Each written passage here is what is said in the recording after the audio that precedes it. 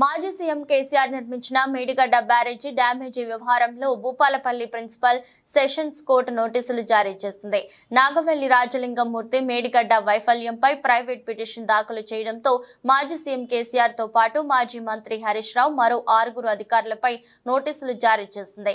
దీనిపై మరింత సమాచారం మా ప్రతినిధి అందిస్తారు.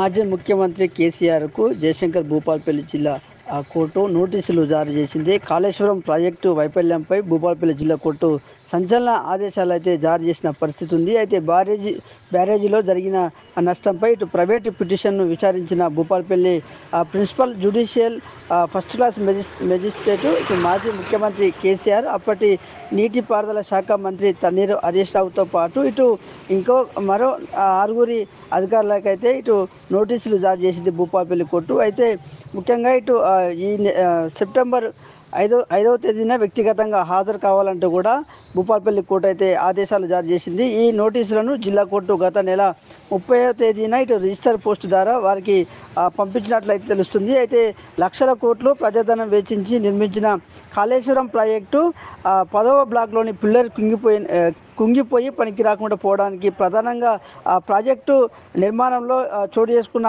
అవకతవకలు కావచ్చు, ఇటు పదే డిజైన్లకు సంబంధించి కూడా మార్పులు, ఇటు నాణ్యత ప్రమాణాలు పాటించకపోవడం లాంటి అంశాలే కారణమంటూ కూడా తెలుస్తుంది. ఇందుకు బాధ్యులను గుర్తించి ఎఫ్ఐఆర్ నమోదు చేయాలని ఇప్పటికే ఇటు భూపాలపల్లి జిల్లా కేంద్రానికి చెందిన సామాజిక కార్యకర్త నాగవెల్లి రాజలింగం మూర్తి అనే వ్యక్తి అయితే 2023 అక్టోబర్ 25న భూపాలపల్లి ఎస్పీకి ఫిర్యాదు చేశారు.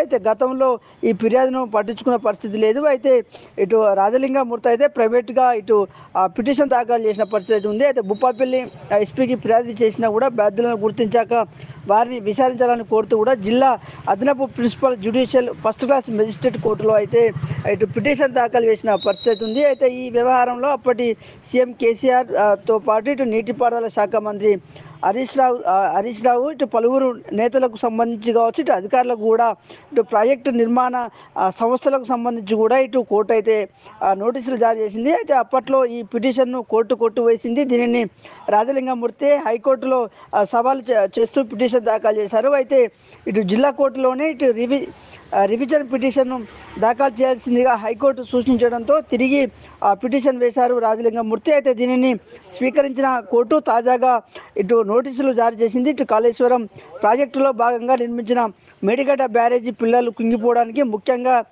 నాటి ముఖ్యమంత్రి కేసీఆర్ ఇటు ప్రధాన కారణమంటూ కూడా ఇటు లక్షల కోట్లు ప్రజాధనాన్ని దుర్వినియోగం కావడంతో పాటు ఇటు కాళేశ్వరం ప్రాజెక్టు నిర్దేశిత లక్ష్యాలు నెరవేరకుండా పోయాయని ఇటు బ్యారేజీ నిర్మాణ సందర్భంగా ఇటు పెద్ద ఎత్తున అధికార ప్రభుత్వం దుర్వినియోగానికి పాల్పడిందంటూ కూడా ఇటు పిటిషన్లో చెప్పిన పరిస్థితి ఉంది. అయితే నాసిరక పనులతో పాటు సరైన నాణ్యత ప్రమాదాలు పాటించలేదని కేంద్ర విచారణ సంస్థలు కూడా ఇదే విషయాన్ని వెల్లడించినట్లు కూడా ఇటు పిటిషన్లో చెప్పినట్టు తెలుస్తూ ఉంది. అయితే ఇందుకు బాధ్యులైన కేసీఆర్తో పాటు ఇటు హరీష్ రావు, నాటి నీటిపారుదల శాఖ మంత్రి